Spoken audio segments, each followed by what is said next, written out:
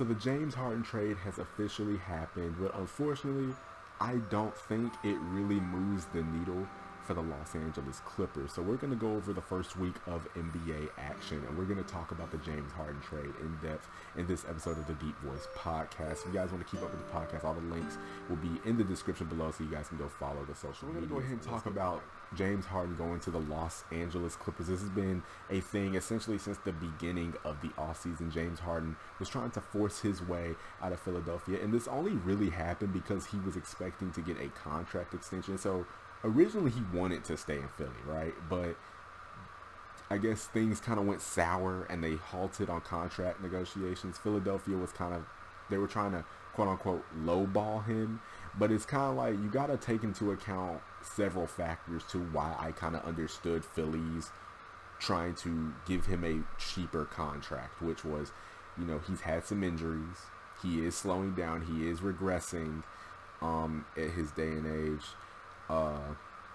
And he's inconsistent in the playoffs. And we saw that in full force last season, where he would go and drop 30, 40 points, turn around and give you 8 in the next game. And it just made zero sense why he couldn't be consistent. And it's kind of been the tail of the tape his entire career when he's been in these big moments in the playoffs. That might have been his best chance to get out the Eastern Conference, and unfortunately it's not going to happen. And he's going back to a loaded Western Conference to play with the Clippers, where he's going to team up with Russell Westbrook, Paul George, and Kawhi Leonard. And I genuinely am very confused as to how this moves the needle for the Clippers. If you guys think otherwise, I would love to hear your opinions on it. So why I don't think this moves the needle for the Clippers is I just think the negatives outweigh the positives when you're getting James Harden. He's definitely bringing something to your team, but with that, he brings the baggage that he brings. And I feel like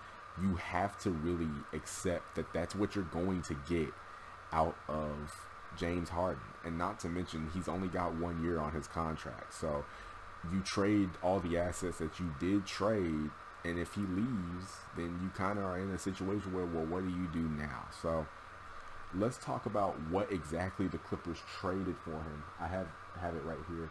So the Clippers are getting James Harden, PJ Tucker, and Philippe Petrusev. I hope I said that right. I told you I will butcher a name right now.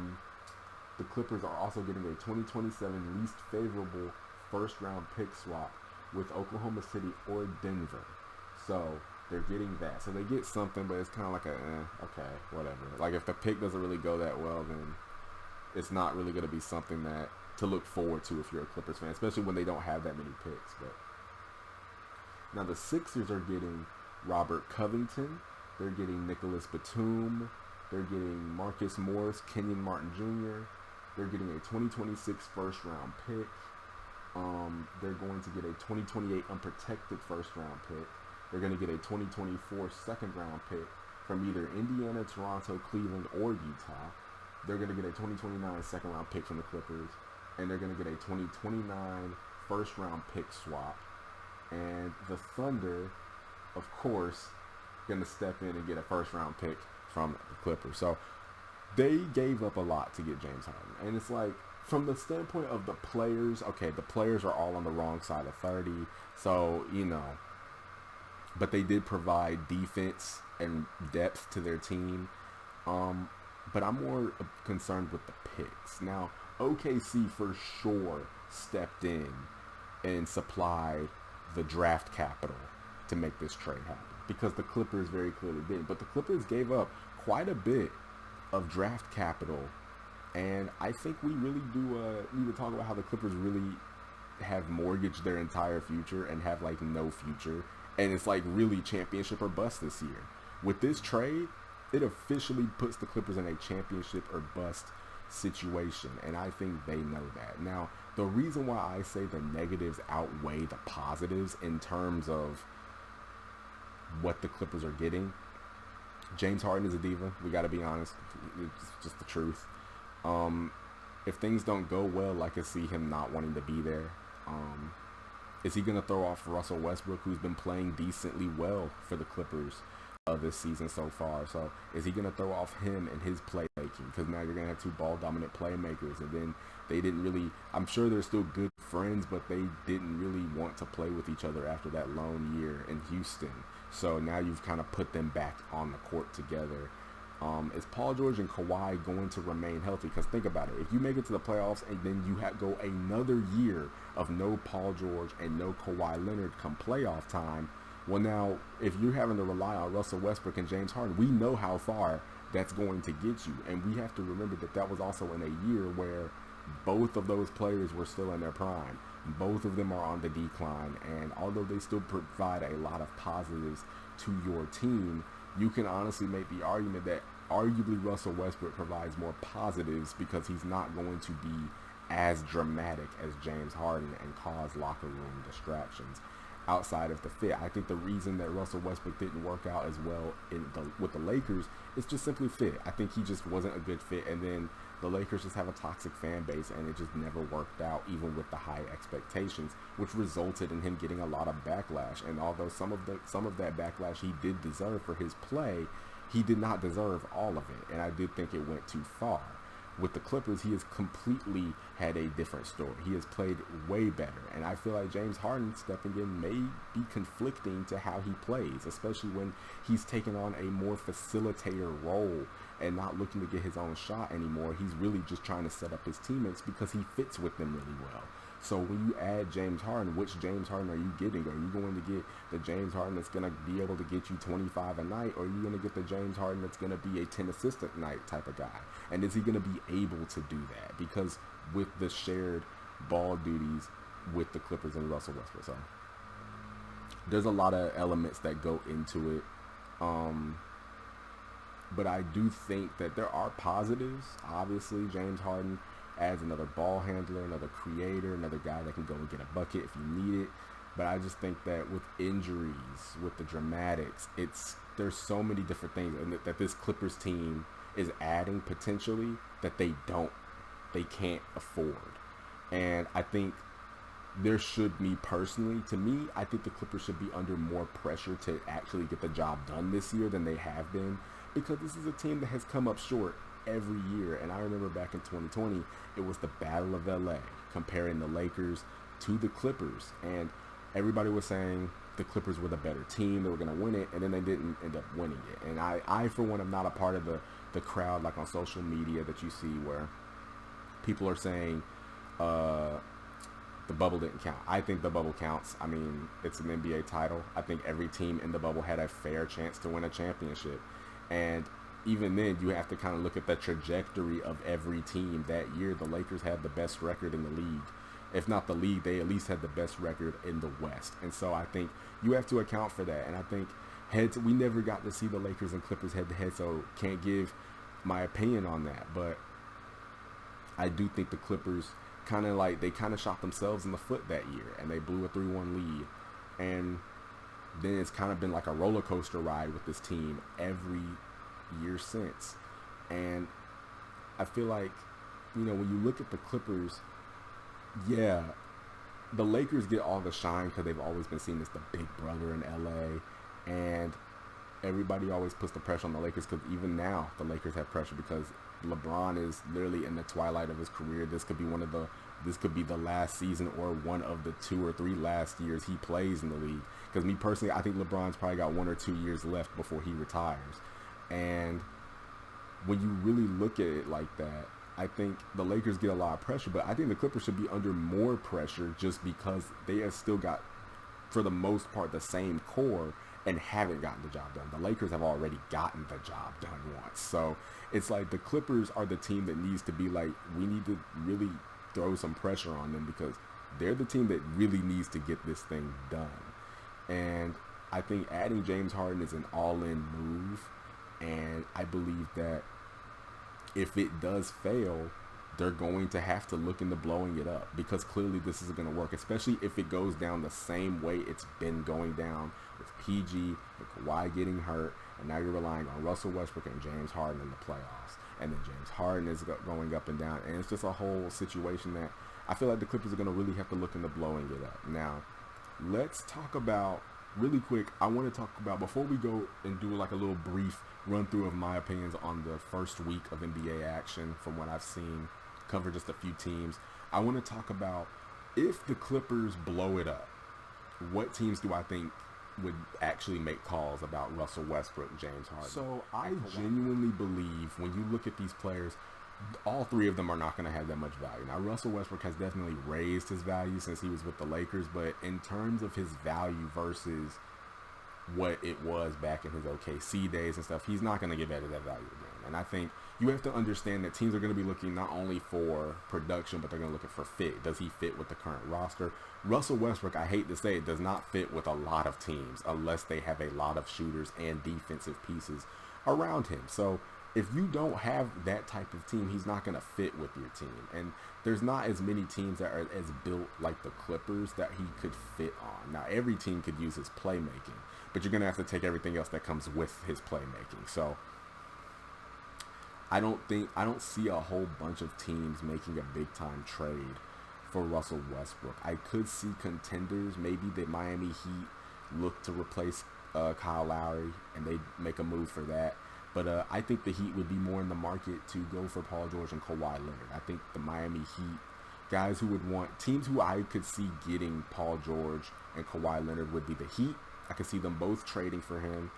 Or I could see the Heat traded for both of them. It doesn't matter which. It's kind of like a pick your poison because they can really fit on any team as long as they stay healthy. Who do you trust more to be healthy down the stretch?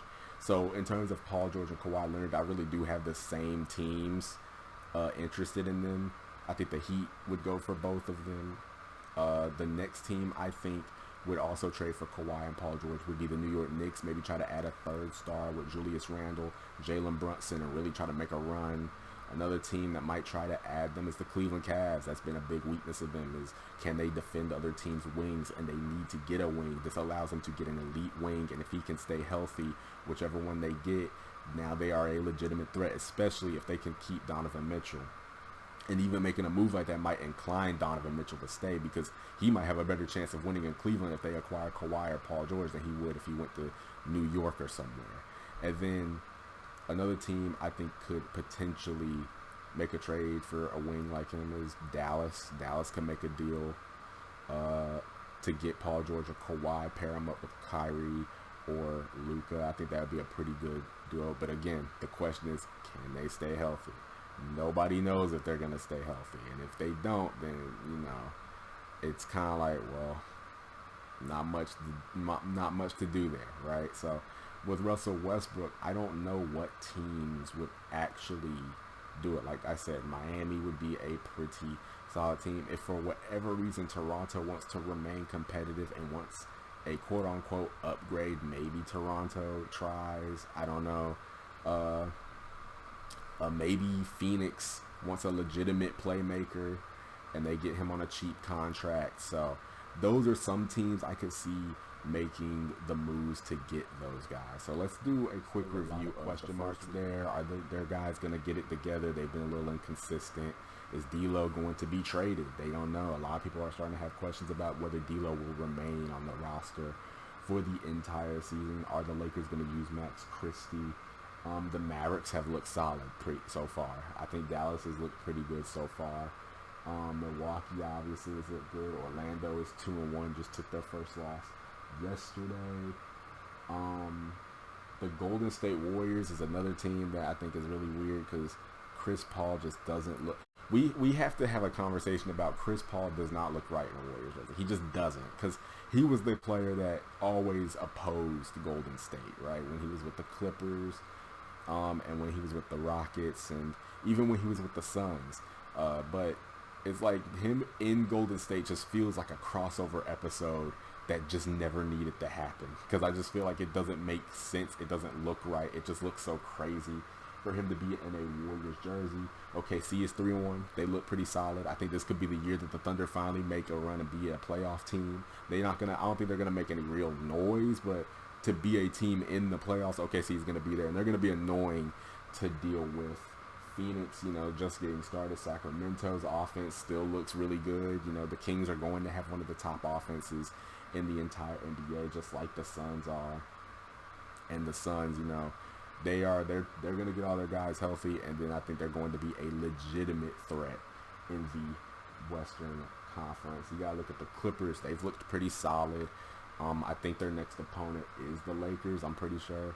So that's going to be a pretty interesting game. I don't know if James Harden is going to play in that game. If I had to pick, I don't think he plays in that game. He probably plays in the next game. But, yeah, I think that's interesting. Memphis. Got to talk about the Memphis Grizzlies, who have started 0-4. Obviously, John Morant is not going to be playing for the first couple of games for the Grizzlies, but this team is for sure struggling with Jaren Jackson leading the way. The team is definitely centered around Ja. So some people who have ever questioned about the impact he may have on that team and saying like, oh, he has a stacked team. No, he means everything to that team very clearly, because they have started off extremely slow. And I think Ja is he's missing, is it 25 games? I'm not exactly sure. If you guys know the exact number of games he's missing, correct me, but 25 games could be it's a devastating time, and if the Grizzlies are too far below 500, they might not make the playoffs, especially in a loaded Western Conference. So it'll be interesting to see what exactly the Grizzlies can do to get out of there. I do want to see what is Jaren Jackson's statistics right now. He does lead the team in blocks, which is, he's got about 3 blocks per game. He is currently averaging 18 points. I was hoping he would average more with Ja Morant not being there. Desmond Bane is looking like he's about to be an all-star, averaging 25 and a half. I don't think that's sustainable, but, he's kind of like their leading scorer, might be their best overall scorer. But I was hoping Jaren Jackson might actually take over and emerge to be a 20-a-night score night. Granted, he's averaging about 19 points per game, so still, I expected a little bit more. Miami has started off slow. I expected this. One, that he always start off slow, but 2, the roster got weaker from last year. I don't see a lot of noise coming out of Miami. Obviously, they're never going to be a team you want to face in the playoffs, but they're going to be, they're going to have an uphill battle trying to get back into the race. Obviously, you've got teams like Cleveland, Chicago, and Atlanta. Cleveland, I feel like, is going to be better as the season progresses, barring injuries. Atlanta is a team that I think is the same thing. They're kind of going to middle out at some point, but I think they're going to look good and then middle out. Chicago's is a no man's land. I think we all know that about the Bulls. The Pacers have had a pretty solid start through 3 games so far this season. Another thing is I want to look at the Pistons. We'll look at Cade Cunningham, who is averaging 21 points. He's averaging 7 assists. He is leading the team in points and assists, so he's already come back in full force, looking good. Jalen Duren has looked great for Detroit, averaging 13 rebounds. He has looked absolutely great for them. Not only that, he's averaging 15.5 points, so he's averaging, I believe, 5 offensive rebounds per game. That is incredible. He is playing out of his mind. I don't know if that's going to be sustainable for him. I don't think it will be. His numbers are probably going to dip a little bit, but he has been playing very well.